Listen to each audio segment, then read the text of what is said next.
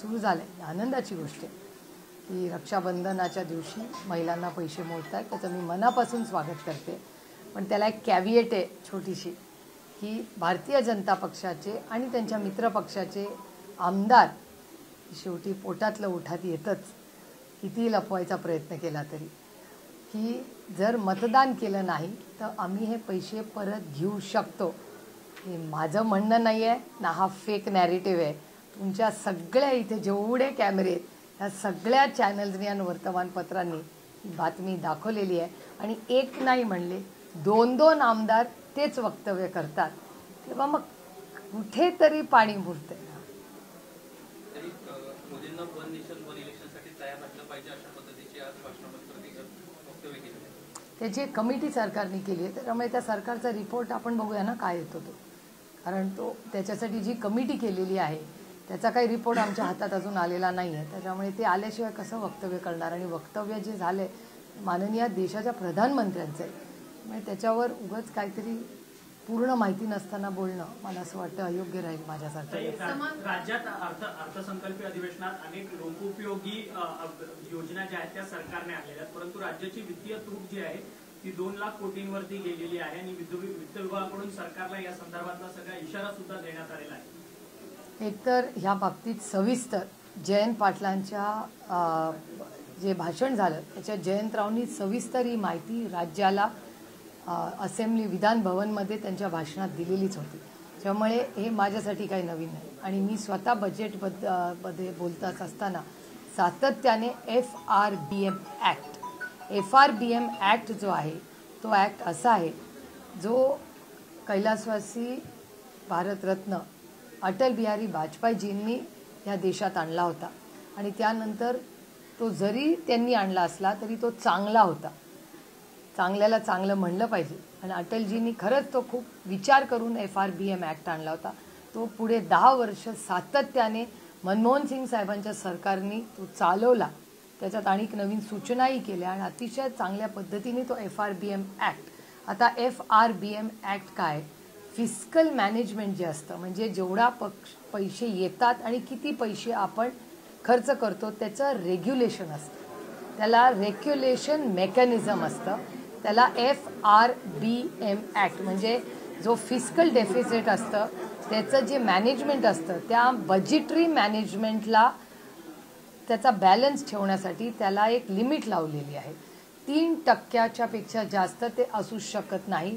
जर झालं तर त्या राज्याचं सगळं अर्थकारण कोलॅप्स होऊ शकतं असा त्या बिलच्या मागचे विचार आहे. त्याच्यामुळे FRBM ॲक्टच्या पेक्षा जास्त पैसे आपण ना लोनमध्ये घेऊ शकतो ना खर्च करू शकतो असा या देशाचा कायदा आहे. त्याच्यामुळे मी हा प्रश्न विचारला होता की FRBM ॲक्टप्रमाणे महाराष्ट्राची आर्थिक परिस्थिती काय. त्याचं उत्तर जयंतरावांना पण मिळालं का नाही मला जरा डाऊट आहे. मला तर मिळालेलंच नाही. हा पहिला मुद्दा. आणि दुसरा मुद्दा, आंध्र प्रदेशचे जे खासदार आता निवडून आले त्यांनी हा एक विचार आणि मुद्दा त्यांच्या भाषणात मांडला की आंध्र प्रदेशमध्ये प्रचंड फिस्कल मिसमॅनेजमेंट झालेलं आहे. त्याच्यामुळे पुढचं जे डेव्हलपमेंट आहे ते काही कळतच नाही आहे त्यांना कसं करायचं. आणि ह्या बाबतीत एक व्हाईट पेपर डॉक्युमेंट आंध्र प्रदेशचं सरकार काढणार आहेत असं आम्हाला पार्लमेंटमध्ये सांगण्यात आलं. आणि त्याच्यामुळे महाराष्ट्राचीही परिस्थिती अशीच गंभीर आहे का अशी भीती कालच्या वर्तमानपत्र वाचल्यावर आमच्या लक्षात आली आहे. कारण कालच वर्तमानपत्रामध्ये हेडलाईन होती की नवीन काहीतरी 27,000 कोटी, माझा नंबर करेक्ट आहे का नाही मला माहिती नाही, मला असं वाटते तर 27,000 कोटी होतं. तर 27,000 कोटी रुपयाचे रस्ते कॉन्क्रिटीकरणासाठी प्रस्ताव कॅबिनेटने पास केला आहे. पण फायनान्स मिनिस्टरनी त्याच्या मिनिस्टर नाही फायनान्स मिनिस्ट्रीनी ते हायलाईट केले की फिस्कल डेफिसिट हे वाढत चाललंय. म्हणजे हे सगळे डॉट्स जर तुम्ही जॉईन केले की माननीय जयंतरावांचं भाषण, मी बोललेल्या गोष्टी, FRBM ॲक्ट आणि आता फायनान्स मिनिस्ट्रीनी रेज केलेले इश्यूज, हे सगळे डॉट्स जर तुम्ही जॉईन केले तर महाराष्ट्राची परिस्थिती अतिशय चिंताजनक आहे असं बाहेरून दिसतंय. आम्हाला आत काय चाललंय माहिती नाही. त्याच्यामुळे ह्याचं उत्तर महाराष्ट्राच्या सरकारने द्यावं. कारण का जर राज्याचं दिवाळं निघालं आणि मग पुढचे पूर्ण डेव्हलपमेंट कोलॅप्स होऊ शकते अशी एक चिंता दबदबत्या आवाजात आज समाजामध्ये, वर्तमानपत्रात आणि मीडियामध्ये दिसते. One at a time.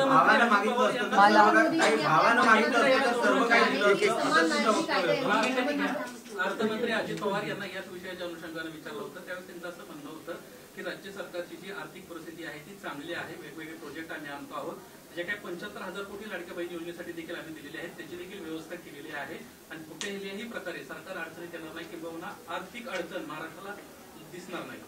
ही चांगली गोष्ट आहे, पण परवाच्याच सुप्रीम कोर्टाचा एक ताशेरे महाराष्ट्र सरकारवर सुप्रीम कोर्टाने गेलेले आहेत की जर तुम्ही ज्यांची जमीन घेतलेली आहे त्यांना पैसे देऊ शकत नसाल तर तुमच्या वेलफेअर स्कीम्सवर आम्हाला ॲक्शन घ्यावी लागेल. हे मी म्हणत नाही आहे, सुप्रीम कोर्टाने महाराष्ट्र सरकारवर ओढलेले हे ताशेरे आहेत. त्याच्यामुळे मला असं वाटतं की महाराष्ट्र सरकार एक म्हणते, कोर्टाने त्यांच्यावर घेतलेले, फायनान्स मिनिस्ट्री एक म्हणते आणि फायनान्स मिनिस्टर एक म्हणतात. त्यामुळे मला असं वाटतं की ह्याचं उत्तर कदाचित आपल्याला महाराष्ट्राच्या माननीय मुख्यमंत्र्यांना विचारायला लागेल, कारण का खूपच कन्फ्युजन आहे. सरकारमधले फायनान्स मिनिस्टर एक म्हणतायत, त्यांचं मंत्रालय एक म्हणतंय, पेमेंट न दिल्यामुळे शेतकरी त्रस्त आहेत, त्याच्यावर सुप्रीम कोर्ट एक वेगळं बोलत आहेत आणि त्यानंतर FRBM ॲक्टची काय पोझिशन आहे किंवा सरकारचं फिस्कल मॅनेजमेंट काय हे पारदर्शकपणे कुठेतरी बाहेर आलं पाहिजे, कारण का ह्याच्यात प्रचंड मिसइन्फॉर्मेशन आहे.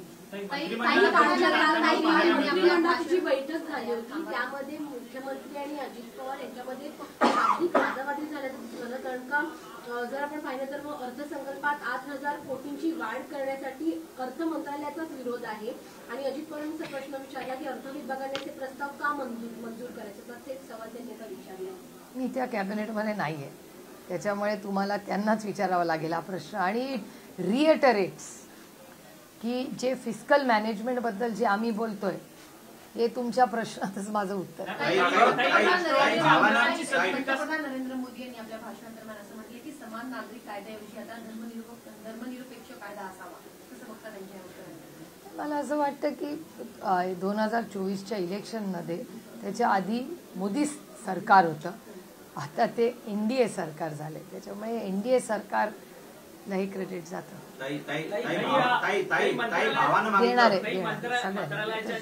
मंत्रिमंडळाच्या बैठकीमध्ये वाद झाला, त्याच्यामध्ये असं म्हणणं होतं की राष्ट्रवादीच्या आमदारांची विकास कामांची फाईल जी आहे ती मुख्यमंत्र्यांच्या नगरविकास खात्याकडे अडकलेली आहे, त्यामुळे राष्ट्रवादीच्या आमदारांची कामं होत नाही अशा पद्धतीचा संवाद अजित पवारांनी मंत्रिमंडळाच्या बैठकीत केलेला होता.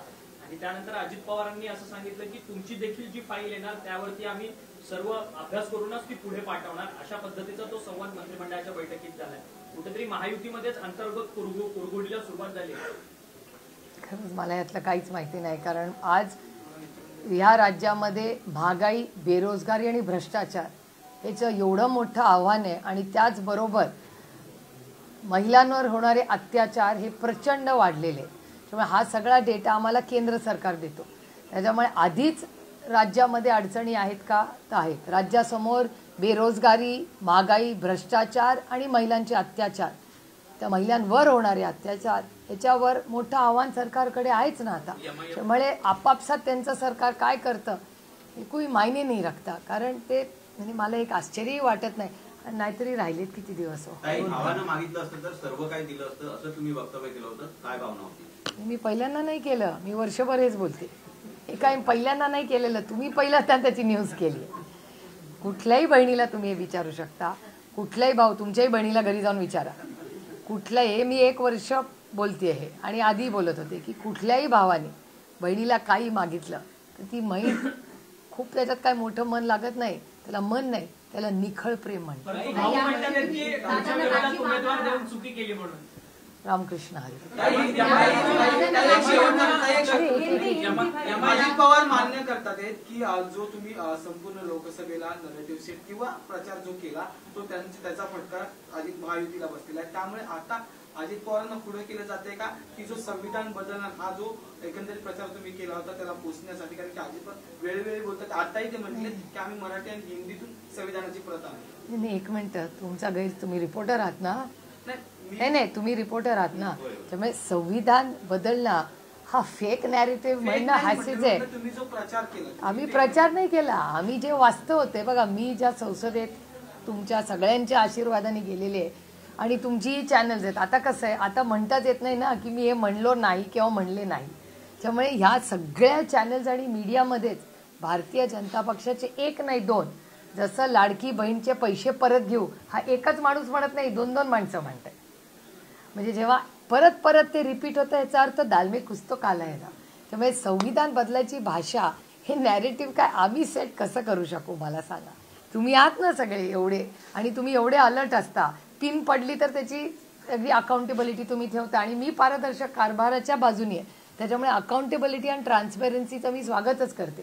त्यामुळे मी माझ्या कानांनी माझ्या डोळ्यांनी तुमच्या चॅनलवर आणि पार्लमेंटमध्ये दोन्ही ठिकाणी, चॅनलवर पण आणि पार्लमेंट, आय रिपीट मायसेल्फ, या दोन्ही ठिकाणी आम्हाला संविधान बदलायचं आहे. आपकी बार 400 पार ते आपण सगळ्यांनीच पाहिलं. त्याच्यात फेक काय. म्हणून महायुतीने अजित पवारांना आता हा जो एकंदरीत तुम्ही जे मांडलेलं आहे ते पुसण्यासाठी किंवा ते ब्लर करण्यासाठी आता अजित पवार वेळोवेळी मुद्दे मांडताना पाहायला मिळतात. मराठी हिंदीमध्ये आम्ही संविधानाची प्रत आणू असं सुद्धा म्हणताना पाहायला मिळतं. याचं उत्तर माझ्याकडे नाहीये. जे आहे ते आहे ना, ती काळ्या दगडावरची पांढरी रेष आहे. संविधान बदलायची भाषा 400 पार ही ऑफिशियली चॅनलवरच आहे आणि पार्लमेंटमध्ये आपण सगळ्यांनीच पाहिलेली आहे. एमआयएमनं आता आपल्यासमोर प्रस्ताव ठेवलाय की आम्ही महाविकास आघाडीसोबत यायला तयार आहोत. जर तुम्ही तुमच्याकडून होकारार्थी येत असेल तर लगेच मी येईल आणि बैठक देखील करेल आणि जागा वाटप देखील असं करेल. कोण कोणाला म्हणलं? एमआयएमचे महाराष्ट्राचे इम्तियाज जलील आहेत, त्यांना असं त्यांनी कोणाला म्हणलंय? महाविकास आघाडीला एकंदरीतच प्रस्ताव हे एक तर माझ्या कानावर आलेलं नाहीये, आणि जर आलं असेल तर जो काय प्रस्ताव असेल ते आमचे नेते त्याची चर्चा करतील. एक राज्य एक गणवेश हा कायदा लागू केलेला आहे, परंतु राज्यातल्या 20 जिल्ह्यांमधल्या शाळांना अद्याप देखील गणवेश पोहोचलेला नाहीये. 7 जिल्ह्यांना फक्त शालेय विद्यार्थ्यांना गणवेश पोहोचलेला आहे. अत्यंत बिकट परिस्थिती आहे. एकीकडे मोठ्या योजना ज्या आहेत त्या सरकार धूमधडाक्याने आणत आहे, परंतु विद्यार्थ्यांच्या शिक्षणावरती जे काही कायदे सरकार करतंय त्याची अंमलबजावणी होताना पाहायला मिळते. नवीन धूमधडाका हा लोकसभा इम्पॅक्ट आहे. त्यांना काय, त्यांचं सरकार 1-2 वर्ष आहे, त्यांना अधिकाने सुचलं. हे लोकसभाचा रिझल्ट लागल्यानंतरच यांचा अति आत्मविश्वास जो होता त्याचेही रिपलिंग इफेक्ट आहे. त्यामुळे ह्या ज्या योजना येत आहेत हा त्यांचा लास्ट माइल रन चाललाय की कुछ भी करो, पण काय सरकार आणण्यासाठी काय करायचं कष्टांची परिकाष्ठा करत नाहीयेत ते स्कीम्सची परिकाष्ठा करतायत. आणि त्याच्यामुळे हा सगळा लोकसभेचा इम्पॅक्ट आहे एक. आणि दुसरं की हे सरकार हे ट्रिपल इंजिनचं खोक्याचं सरकार आहे, अतिशय असंवेदनशील. त्याच्यामुळे त्यांनी ज्या खरंच मूलभूत गोष्टी करण्याच्यासाठी केल्या पाहिजेत, त्यांना रस्त्याचे 27,000 करोड करणं हे महत्त्वाचं वाटतं, कारण का त्याच्यात कॉन्ट्रॅक्ट आहे. पण ज्या मुलांना गणवेशाची गरज आहे, जो त्यांचा अधिकार आहे, ते देण्यासाठी यांना नियोजन पण नाही आणि वेळ पण नाही. असल्या सरकारकडून काय तुम्ही अपेक्षा करणार? 50 खोके एकदम ओके संस्काराचं हे सरकार आहे, काय अपेक्षा करणार तुम्ही? मनोज जरांगे यांना आता 27 ऑगस्टची डेडलाईन दिलेली आहे. 27 ऑगस्टपर्यंत मराठा आरक्षणाचा विषय मार्गी लावा असं सरकारला त्यांचं सांगणं आहे. त्याचं उत्तर सरकारने द्यायला पाहिजे ना. सरकारच त्यांच्या प्रत्येक कार्यक्रमाला जातं, सरकारच त्यांना शब्द देतं, सरकारच त्यांना तारीख देतं. त्याच्यामुळे ह्याच्यात आम्ही आपलं बघतोय काय चाललंय, कारण का सातत्याने महाराष्ट्र सरकार त्यांच्याबरोबर डायलॉगमध्ये, आणि तारखा सरकारच त्यांना, कमिटमेंट कोण देतं आणि देऊ शकते? सरकारच देऊ शकतं, जे सरकार देते. मराठी झालं सगळं नक्की. चला.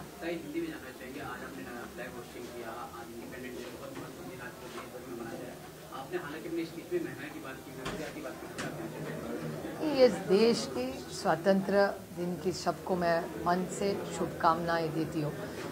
लेकिन दुख की एक बात है कि इतना हम जिन्होंने इतनी मेहनत करके आपको और मुझे आज जो हम जिंदगी जी रहे, ये अधिकार हम सबको दिया, लेकिन आज महाराष्ट्र देश में आप देख रहे महंगाई बढ़े जा रही है, भ्रष्टाचार बढ़े जा रहा है. बच्चों को, जो युवा और युवती है, जो मेहनत करके पढ़ाई करके मेरिट पे पास होते हैं, वो नीट की एग्ज़ाम में आपने देखा क्या हुआ है. ना नौकरियां मिल रही है, ना न्याय मिल रहा है. इस देश में हम सबको बहुत दुख होता है कि जिस सरकार को एक विश्वास के नाते सरकार में बिठाया गया, उन्होंने इस देश को न्याय नहीं दिया. लाडली बहन योजना की बात करते हैं, जिस प्रकार की बीजेपी की जो नेता हैं इस पर बात कर रहे हैं कि अगर उनको वोट नहीं दिया गया तो उनको पैसे 1500 मिलना वो वापस दे दिया।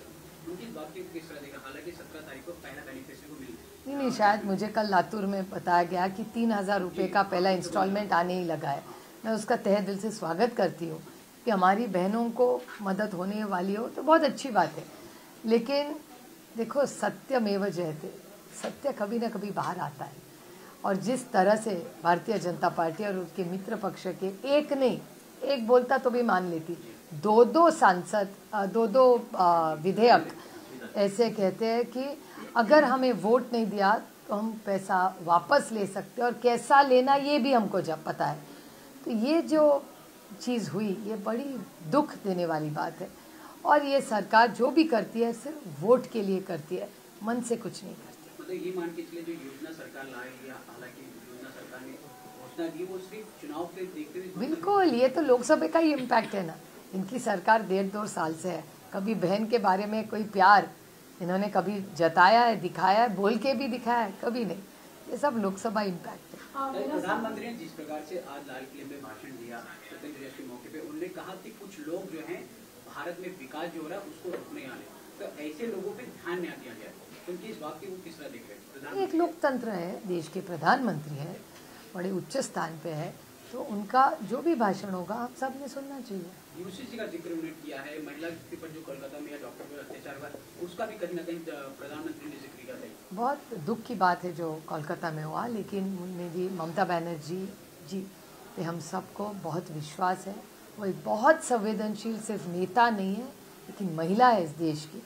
तो मेरा विश्वास है कि वो फास्ट ट्रैक कोर्ट करके उस लड़की को न्याय ज़रूर मिलेगा। लेकिन हम लड़की को तो वापस नहीं ला पाएंगे, लेकिन दूसरी हमारी कोई बहन बेटी के खिलाफ ऐसी घिनौनी हरकत ना हो, इसके लिए हम सब ने एक समाज मिलके पूरी ताकत से खड़ा रहना चाहिए। प्रधानमंत्री ने यूसीसी का जिक्र किया है, तो ये मान के चले 2024 में जो हालांकि कुछ राज्य में चुनाव है, यूसीसी का मुद्दा रहेगा जिस प्रकार से प्रधानमंत्री अपने भाषण में। पता नहीं, ये ऐसा कह नहीं सकते, क्योंकि ऐसे बिल आते हैं, चर्चा कभी होती है कभी जाती है, तो ये जब तक कुछ सीरियसली पार्लियामेंट में नहीं आता उस पर बोलना उचित नहीं। एक देश एक चुनाव का एक बार फिर प्रधानमंत्री ने जिक्र किया, क्या ये मान के चले आने वाले समय में एक देश और एक चुनाव होगा? कुछ कह नहीं सकते क्योंकि रिपोर्ट नहीं आई, उसकी एक कमेटी है, वो जो कमेटी का रिपोर्ट आएगा तभी उस पर कुछ टिप्पणी कर पाऊंगी। मुंबई में सरकारी अस्पताल में जो डॉक्टर है, रेजिडेंट डॉक्टर स्ट्राइक कर रहे हैं और उनकी मांग है कि हमारे लिए कोई ऐसा एक्ट लाया जाए जिससे हमें सुरक्षा प्रदान हो। बिल्कुल जो सही है, इंसिडेंट हुआ है बिल्कुल सही उनकी मांग है। आपको याद होगा कि जब माननीय आर पाटिल जी इस राज्य के गृह मंत्री थे, उन्होंने ऐसा ही एक कायदा लाया था जिस पे मीडिया हो या डॉक्टर्स हो, इन सब पे अगर कोई गलत एक्शन कोई ले ले या उनको कोई पिटाई करे या कुछ करे, उनकी सेफ्टी और सिक्योरिटी के लिए डॉक्टर हो, पत्रकार हो, जो भी प्रोफेशनल्स हो, उनके खिलाफ अगर कोई गलत काम करे कि उसको मारपीट करे तो उसको ज़रूर शिक्षा होगी। तो उस हिसाब से मेरे ख्याल से अगर इसको और व्यापक करने की ज़रूरत हो तो हम सब ने पार्लियामेंट में पूरी ताकत से हम सोच विचार करेंगे। अगर पार्लियामेंट में एक अच्छा प्रस्ताव और अच्छा बिल केंद्र सरकार लाए तो हम ज़रूर इस सुरक्षता के लिए पूरी तरह से पूरी ताकत से सरकार के साथ खड़े रहेंगे। अजित पवार ने कहा है कि बारामती में जो लोकसभा चुनाव हुआ उसमें मैंने अपनी पत्नी को अपने बहन के खिलाफ खड़ा करके बहुत बड़ी गलती की है और रक्षाबंधन पर मैं उनसे मिलने जाऊंगा और कई सारे मुद्दों पर उनसे बातचीत करूंगा। रामकृष्ण हरी। कई कोलकाता की जिक्र करते हैं घटना की, जिस प्रकार से हमने देखा कोलकाता में एक महिला की डॉक्टर का रेप हुआ, जो कल बीती रात में हॉस्पिटल में अटैक हुआ, कुछ मॉब हुआ पूरा हॉस्पिटल का तोड़फोड़ किया। हालांकि मामला सीबीआई को चला गया। इस पूरी घटना में जो कल हुआ उसको आप किस तरह देख रहे हैं? बहुत की दुख की घटना है, क्योंकि अस्पताल ये बहुत महत्वपूर्ण जगह होती है और अस्पताल में ऐसी चीज़ें ना हो, और हम सब ने शांति से प्यार से इस मामले को हल करने की कोशिश करनी चाहिए। शेवटचा मराठी प्रश्न, मुलाखतीमध्ये ज्यावेळेस अजितदादांना या सगळ्या विषयासंदर्भात बोलले आणि त्यांना चूक झाली असं म्हटलं, यानंतर साहेबांशी असेल किंवा तुमच्याशी असेल काय त्यांचं बोलणं झालं का या सगळ्या एकंदरीत प्रकरणात? साहेबांचं मला माहिती नाही, माझं नाही। हे चित्र एकंदरीत परत दिसेल असं वाटतंय पुण्यामध्ये? कसलं रक्षाबंधनाच्या निमित्त जी पवार फॅमिली एकत्र येत होती किंवा जे वातावरण ते परत तिथे कसं वाटतं? मी कसं सांगणार? मी तर रक्षाबंधनच्या दिवशी नाशिकच्या दौऱ्यावर आहे, आधी लग्न कोंडाण्याचं. यावर्षी राखी बांधणार आहात का दादा? हा नाही मला माहिती, माझा कार्यक्रम मला माहिती आहे. ताई, यावर्षी राखी बांधणार आहात का दादा? कळेलच ना तुम्हाला.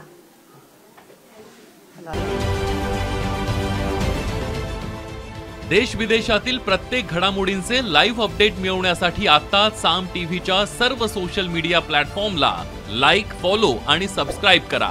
तसंच सर्व नोटिफिकेशनसाठी बेल आयकॉन प्रेस करायला विसरू नका.